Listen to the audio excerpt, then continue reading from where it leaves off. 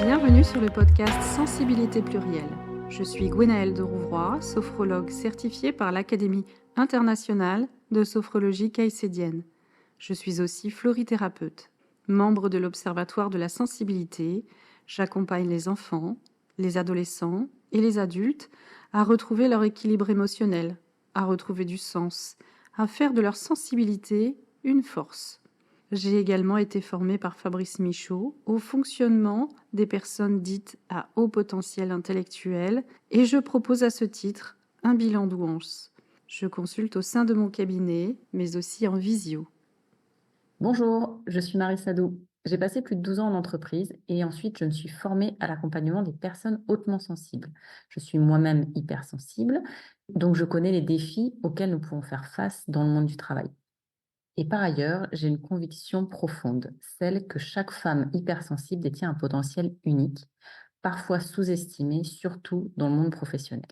Aujourd'hui, je guide ces femmes salariées à comprendre et à mieux vivre avec leur hypersensibilité au travail. Ensemble, j'ai à cœur que nous travaillions à retrouver leur énergie, leur motivation et à apporter de la clarté dans leur quotidien.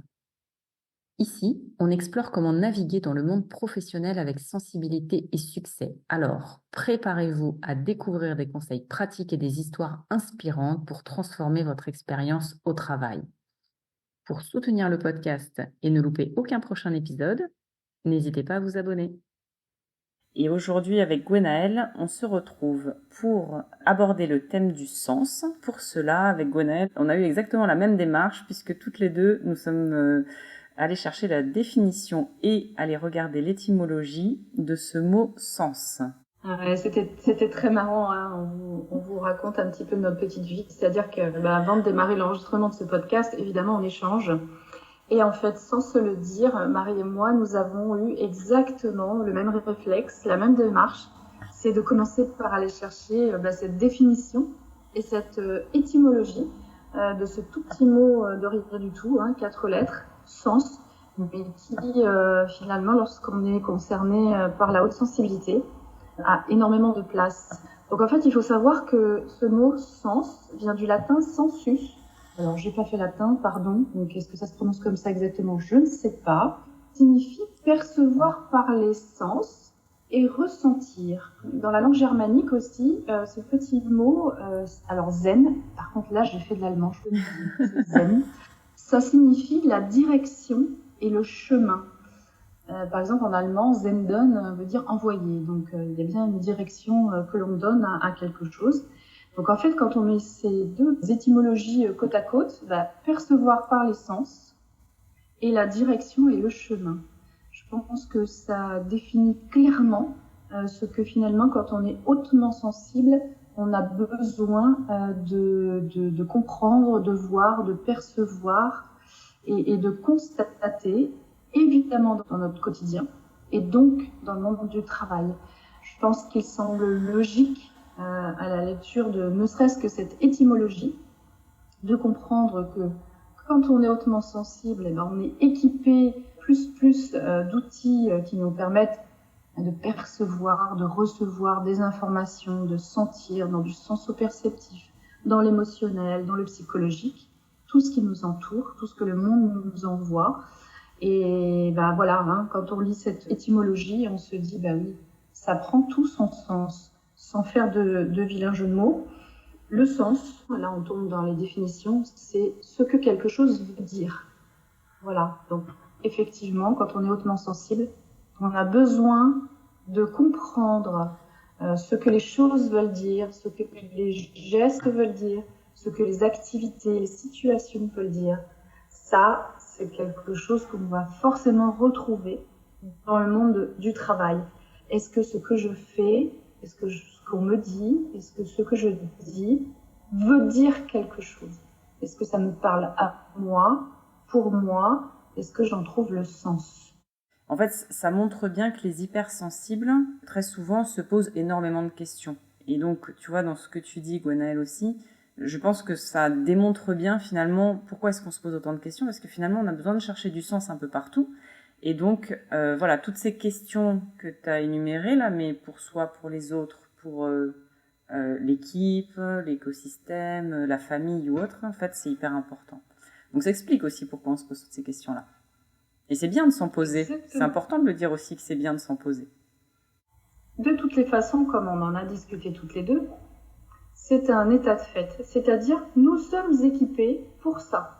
On est équipés biologiquement, chimiquement, psychologiquement. Nous sommes équipés pour ça. Donc, c'est une force. C'est pas une faiblesse. On en a parlé, mais je l'ai dit, j'aime beaucoup dire, nous sommes doués de sensibilité. Et quand voilà, une fois de plus, quand on entend que c'est percevoir, ressentir et trouver une direction, et ben moi je trouve que c'est une sacrée qualité finalement, et que l'on peut mettre à profit dans le monde du travail. Complètement. Voilà, je sais pas ce que tu en penses, Marie. En fait, c'est hyper important parce que si on se pose pas ces questions-là, on va avoir tendance à rentrer dans un schéma où finalement on pourrait être amené à subir notre vie professionnelle si elle ne nous convient pas. Attention, bien sûr. Si ça nous convient, bien évidemment, on va pas trop se poser de questions. Mais je crois même quand même que les personnes hypersensibles vont avoir tendance à se poser des questions, même si ça va bien dans leur vie professionnelle. Parce que finalement, on est toujours en train de se questionner, de s'interroger. On peut toujours faire mieux. C'est un peu ce qu'on se dit aussi tout le temps, où on peut toujours essayer de faire différemment. Et en fait, c'est pour ça aussi qu'on est constamment en recherche de quelque chose. Des fois, on sait même pas quoi. Et c'est ça aussi qui est intéressant dans la recherche du sens, c'est que des fois, on va chercher quelque chose, on sait pas exactement ce que c'est, mais on sent qu'il faut qu'on change le curseur, qu'on aille chercher autre chose un peu plus loin. Et c'est ça aussi que je trouve assez formidable avec les personnes comme ça qui s'interrogent beaucoup, quoi, finalement. Alors, ça pompe de l'énergie, ça oui, mais je pense que pour le résultat qui arrive par la suite, je me dis qu'en fait, en général, ça vaut quand même le coup, quoi. Et ça me fait rebondir sur l'une parce que dans cette définition de ce petit mot sens, il y a plusieurs aspects en fait. On peut le voir sous l'aspect totalement littéraire. Il y a l'aspect psychologique, biologique, psychologique et physiologique. Et ça me fait rebondir sur une de ces définitions, c'est manière de juger, de comprendre. En fait, c'est retourner une question dans tous les sens. Donc, c'est ce que j'entends dans ce que tu viens de dire, c'est effectivement, on est en capacité de retourner dans tous les sens une même question, une même situation, une même phrase. Je pense qu'une fois de plus, c'est une grande qualité, c'est-à-dire que c'est essayer d'aborder une situation, une question, une problématique sous plusieurs angles, sous plusieurs points de vue. Et ça, une fois de plus, c'est une grande qualité. De pouvoir regarder une même chose sous différents angles. Parce que sous différents angles, on a un éclairage différent et on va voir apparaître des choses différentes. Et une fois de plus, dans le monde du travail, ça me semble être un atout. Tu es d'accord avec moi? Ouais. Non, mais exactement, parce que si je prends un exemple concret, moi je suis beaucoup dans le concret, mais si on prend, tu vois, un exemple concret, c'est vrai que sur une présentation, sur une réunion ou sur même un projet qui va démarrer, et en fait d'avoir ces visions différentes, ça va vraiment aider. Et souvent ça va même permettre d'aider, parce que si les personnes comme ça qui se posent beaucoup de questions osent les exprimer, parce qu'on a aussi ce phénomène-là qui peut être assez rigolo à voir, c'est que des fois, on va nous se poser beaucoup de questions dans notre tête, mais on va pas forcément oser les dire ou les exprimer en tout cas.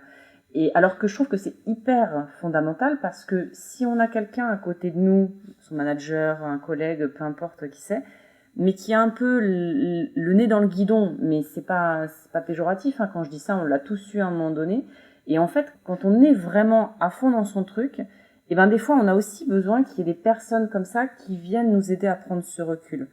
Et du coup, je trouve qu'en plus, c'est d'autant plus fort parce que quand on arrive aussi à faire relever la tête du guidon de quelqu'un comme ça, en fait, on se rend compte à un moment donné, tous les deux, mais en fait, on pourrait faire comme ça. Ah oui, mais tiens, je l'avais pas vu comme ça.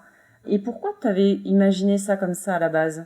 Et si on faisait comme ça? Et en fait, c'est toutes ces choses-là, mis bout à bout, toutes ces petites liaisons, qui finalement, je trouve, vont permettre de faire avancer le projet ou autre, quoi. Ça m'évoque l'intelligence collective. Ouais. Tu vois, l'intelligence du collectif. Dans ces définitions, j'en reviens à la base de ce qu'on a commencé à faire, toi et moi. Il y a le sens dans le sens raison, intelligence et entendement, tu vois. c'est trouver la raison ou perdre la raison, hein, trouver le sens ou perdre le sens, parce que malheureusement, en fait, surtout, je pense, quand on est hautement sensible, même si ça concerne ce qu'on est en train de dire, ça concerne tout le monde, mais je pense que les personnes hypersensibles, par leur mode de fonctionnement, sont encore plus attachées à ce sens. Et ben effectivement, quand on ne la trouve pas, ou bien quand on la perd, cette raison, malheureusement, il y a une forme de cercle vicieux qui se met en place dans le monde professionnel, mais aussi dans le monde personnel. Oui. Alors, dans le monde du travail, on va parler de brown out. Alors, brown out, c'est la démission intérieure, en fait. C'est je ne trouve pas le sens, je ne le trouve pas, ou je l'ai perdu. Et là, comme on n'est pas accroché à ce sens, parce que c'est vraiment, pour moi, quelque chose auquel on s'accroche, il y a le bore out, l'ennui, qui commence à s'installer petit à petit, qui prend de plus en plus de place, qui nous embrume clairement. Et puis là, il y a la démission intérieure qui arrive. Et quand la démission intérieure arrive, qu'elle s'installe, parce que c'est ça le plus compliqué, oui. En fait, c'est quand c'est là, malheureusement, c'est trop tard presque, puisque là, ce cercle vicieux va nous emmener vers le burn-out. Voilà. Donc le sens dans le monde du travail est l'un des piliers, en fait, pour moi, du bien-être au travail, dans son sens le plus général. L'intelligence collective, comme tu le disais, elle participe aussi à trouver ce sens. C'est ça. L'intelligence collective, elle fait appel au relationnel humain. Et on sait que quand on est dans le monde du travail et qu'on ne trouve pas non plus la place du relationnel humain, du positif dans son aspect positif, bien sûr, on peut ne pas être d'accord, et ça c'est humain et c'est bien normal, et on en revient à ces histoires de point de vue, mais l'intelligence collective, l'intelligence relationnelle, elle va permettre d'alimenter le sens qu'on va trouver au sein de notre travail, notre mission, voilà ce qu'on a à accomplir. Donc oui, je suis bien d'accord avec toi, Marie, c'est super important. D'ailleurs, je vais faire une petite aparté. J'aimerais bien parler de Viktor Frankl. Alors Viktor Frankl, c'était un psychiatre, neurologue d'origine autrichienne. Il a été pendant la Seconde Guerre mondiale emprisonné, enfermé dans un camp de concentration où en fait il a été affecté aux travaux forcés. Et il avait fait le constat que les personnes qui étaient assez corpulentes et fortes, en fait, disparaissaient malheureusement à la tâche, et qu'à contrario, les personnes qui étaient plutôt fluettes et menues, bien résistaient et étaient toujours là et continuaient malgré la fatigue et l'effort que ça demandait dans tous les sens du terme, continuer à effectuer ces travaux forcés.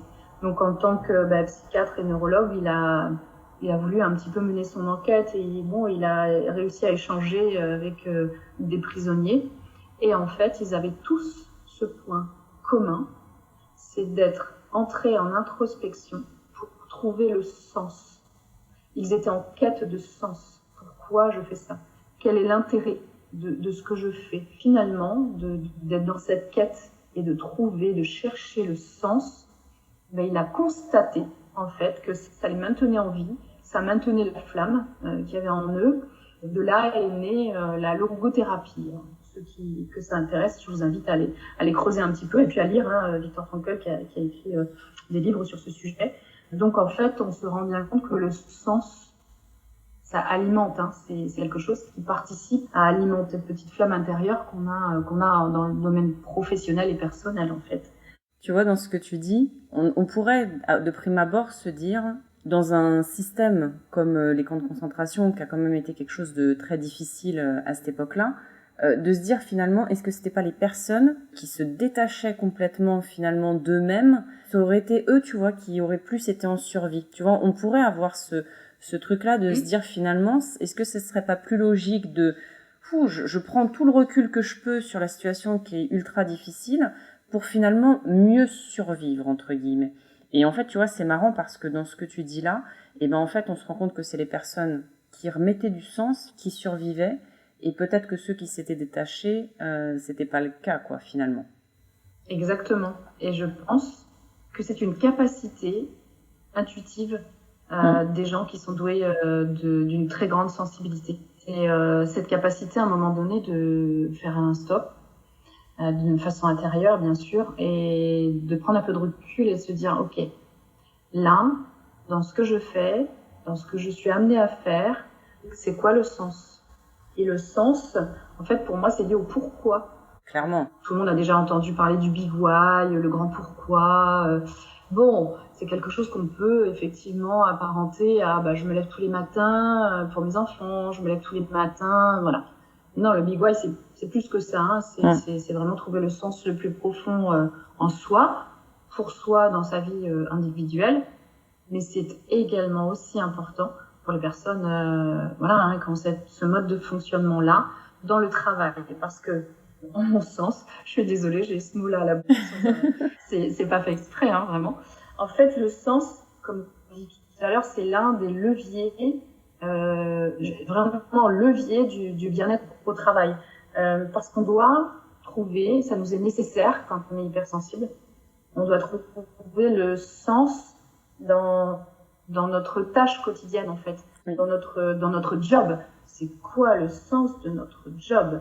Et je pense que si on ne trouve pas basiquement le sens de notre job, donc dans cette structure qui est l'entreprise, ben là il y a déjà un couac. Et là ça fonctionne déjà pas. Arrête-moi si je me trompe, hein, je pense que toi qui accompagne, qui coach, voilà, des femmes hautement sensibles dans le monde du travail, je pense que c'est quelque chose qui revient régulièrement. Je veux trouver le sens de mon job. Ouais, clairement. Et d'ailleurs, tu vois, pour rebondir là-dessus, je disais quelque chose tout à l'heure, il y a quelques jours, sur la différence, le lien qu'il peut y avoir entre le travail et la vocation. Et tu vois, ce que tu dis là, en fait, me fait penser à ça, parce que on a, je pense, un peu trop tendance à se dire quelle est ma vocation. Et la vocation, c'est vraiment quelque chose de très fort. Et pour certaines personnes, ça peut être un peu une quête incessante, ce truc de la vocation. C'est pareil, il peut y avoir des personnes qui n'ont pas forcément une passion unique, et du coup qui vont se dire oh, mais c'est pas normal, pourquoi moi j'en ai pas? Et en fait, quand on va creuser avec ces personnes-là, c'est pas il leur manque pas une passion. Le problème, c'est qu'elles sont intéressées déjà par plein de domaines différents en général, et donc elles vont creuser ces domaines-là, et puis en fait c'est un domaine qui va être un peu passionnel à un moment donné, qui va se transformer, et puis ça va naviguer comme ça sur quelque chose qui va être différent à un moment donné. En fait, on a ce côté travail qu'on va commencer et qui va peut-être nous paraître pénible, entre guillemets. Tu vois, parce que des fois, on va se faire une vision d'un travail, d'un job, puis finalement, quand on va arriver dessus, on va se rendre compte que finalement, c'était pas si rose que ça. Souvent, alors on pourrait en parler autrement, mais je vais pas digresser là-dessus, mais les fiches de poste, la façon dont elles sont rédigées, etc., très souvent, ça vend un peu du rêve, hein, on va pas se mentir. Et du coup, on arrive un peu dans cet univers qui, des fois, peut nous paraître un peu pénible. Et donc, tu vois, on va avoir ce truc de comment je vais me sortir de cette situation pénible à arriver à quelque chose d'acceptable. Puis une fois qu'on a dépassé l'acceptable et que vraiment on arrive à trouver du sens à ce qu'on fait et peut-être laisser de côté aussi ce qui nous paraissait pénible au début ou pas acceptable dans notre poste. Alors acceptable, c'est pas le bon terme là, mais du coup tu arrives beaucoup plus dans un travail potentiellement qui peut devenir passionnel, ou en tout cas sur lequel tu vas être beaucoup plus enjoué à le faire et beaucoup plus motivé et qui va avoir du sens justement. Ouais, bien sûr.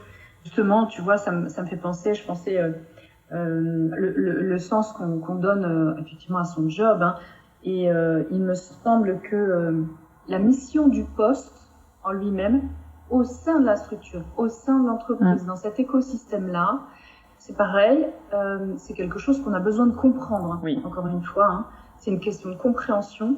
Pourquoi la compréhension? Parce qu'il faut qu'on accepte. Et tant qu'on n'a pas compris, on peut pas accepter. Et quand on est dans cette situation de latence, on peut pas avancer. Oui. Clairement. Voilà. Donc en fait, le sens tel que je le vois dans le monde du travail, il y a le sens de mon poste, le sens de mes missions, ce que je fais, le sens de mon poste au sein de cet écosystème qui est l'entreprise. Et il y a aussi le sens de l'entreprise elle-même. Elle-même, tout à fait. Dans son écosystème. Et là, je trouve que le mot sens, on peut le raccrocher à l'utilité. En fait, voilà, parce que se sentir utile chez la personne qui est hautement sensible, c'est indispensable, Oui. c'est vital. L'utilité, et du coup de manière un peu plus globale et avec une vision plus élargie, en fait, c'est la contribution. En fait, comment moi je peux contribuer à faire avancer mon poste, contribuer auprès de mes collègues, contribuer au sein de la société et contribuer, alors la société, l'entreprise, et comment je contribue en fait à tout cet écosystème-là en fait. Oui, tout à fait, c'est ça. À ce tout, exactement. Et tu vois, du coup, c'est marrant parce que je discutais de ça il y a pas très longtemps avec une ancienne collègue. Et en fait, on était partis à discuter sur les moments justement de non-sens que parfois on peut avoir quand on est dans une équipe, parce que soit ça vient du manager qui nous explique pas forcément quelque chose, soit ça vient d'au-dessus de la hiérarchie, soit ça vient d'un collègue, enfin peu importe, j'ai envie de te dire d'où ça vient, c'est pas tellement le débat. Mais c'est de se dire à un moment donné, soit on nous donne des directives, soit on nous demande de faire quelque chose, et pour nous, en fait, on va se dire, mais ça n'a absolument aucun sens, ou en tout cas, je ne le comprends pas. Et du coup, je ne comprends pas qu'on aille me faire perdre du temps et de l'énergie pour aller faire quelque chose qui, selon moi, n'a pas de sens. Et ça, je trouve qu'il n'y a rien de pire, surtout si ça se multiplie au quotidien, parce que là, dans la discussion qu'on avait, c'était exactement ce cas de figure-là, c'est-à-dire qu'à la limite, une fois, tu te dis, ok, bon, peut-être que ça aura du sens à un moment donné, ok, je vais le faire, peut-être que, bon, voilà, tu laisses le bénéfice du doute, on ne sait jamais. Mais quand ça vient à se répéter et que finalement c'est quelque chose qui prend de plus en plus de place dans ta journée de travail, là par exemple on était sur le fait de devoir noter des choses qui, selon elle, étaient complètement absurdes, puisque c'était passer plus de temps à noter des choses qui n'avaient pas de valeur en fait, alors que noter des choses sur, je sais pas moi, des grandes décisions qui étaient prises, tu vois, passer du temps sur vraiment des choses qui ont de la valeur, qui permettent après de rebondir, de tirer les choses autrement, etc. Mais là, c'était pas du tout le cas. Et du coup, enfin, moi, je lui avais dit, mais t'imagines en plus que ça coûte, parce que, enfin, on est quand même dans une entreprise, on est là pour être productif, on est là pour faire des choses.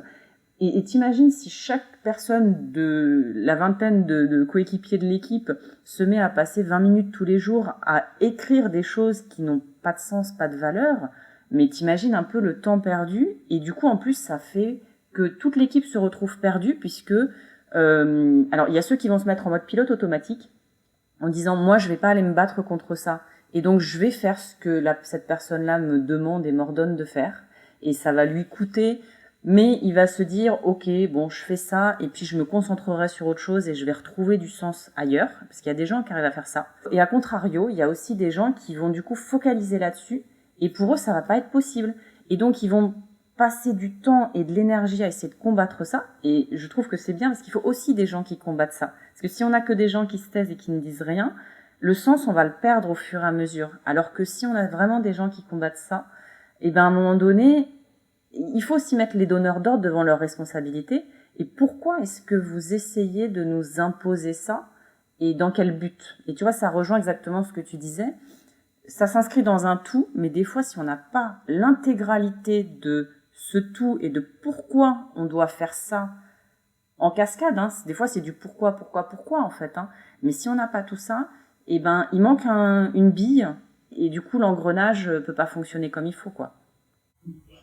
Ça me fait exactement penser, dans la continuité de ce que tu viens de dire, à une conversation que j'avais eue moi aussi dans le domaine privé avec des amis, où en fait j'étais totalement dans cette situation où ce que je faisais, ce qu'on me demandait de faire sur de multiples tâches, etc., n'avait aucun sens. Aucun sens, c'était pas de valeur ajoutée. Parce que je pense que quand on a cette vision de l'entreprise, forcément, on est dans le système d'amélioration continue, on est dans la valeur ajoutée, on est dans l'efficience, on est dans la rentabilité. Et ça, c'est malgré soi. Malgré soi, dans le sens où je pense qu'on comprend l'entreprise avec un E majuscule. Donc, comme on la comprend avec un E majuscule, on la perçoit comme un concept et pas comme une source de salariat. Voilà. C'est pas du tout dans ce sens-là qu'on l'aperçoit. Et donc, j'étais dans cette réunion amicale, Et j'échangeais, on me demandait si ça allait, donc j'expliquais un petit peu, voilà, moi, on me demande faire des choses que je trouve complètement absurdes, qui n'ont pas ni efficacité ni rentabilité, c'est de la perte de temps, donc de la perte d'argent, etc., etc. Et en résumé, mes amis me disent, mais laisse tomber, tu vois pas, laisse tomber. Et en fait, laisse tomber, c'était dans le sens, bon, voilà, tu t'en veux trop, t'en demandes trop, laisse tomber. Et en fait, pour la première fois, j'ai eu cette vision, tu vois, tout à l'heure, on parlait de point de vue. J'ai eu un autre point de vue que je leur ai communiqué. Je leur ai dit, non, je vais pas abandonner parce que je pense que c'est justement très riche de se rendre compte que finalement, la plus-value, voilà, de cette personne, de ce salarié, va pouvoir remettre en question certaines choses. Moi, j'ai cette plus-value, j'ai ces qualités-là que j'apporte à l'entreprise, que j'apporte au système, que j'apporte aux collaborateurs, aux collègues, aux salariés, etc. Donc non, je vois pas pourquoi je tairais mon point de vue. Au contraire, moi j'ai envie de présenter, j'ai envie de l'échanger pour peut-être leur faire comprendre ce point de vue-là, et peut-être qu'ensemble, justement, on va pouvoir améliorer, donc être dans ce système qui semble également indispensable aux personnes hautement sensibles, c'est d'améliorer le schmilblick. C'est indispensable. Mais bien sûr. Et c'est la fin de cette première partie de l'épisode sur le sens. Nous avions énormément de choses à dire encore avec Gwenaëlle. C'est pour ça que nous avons choisi de couper l'épisode en deux pour ne pas que cela dure trop longtemps. Restez connectés, la suite arrive très prochainement sur toutes les plateformes d'écoute. En attendant, on vous dit à très bientôt.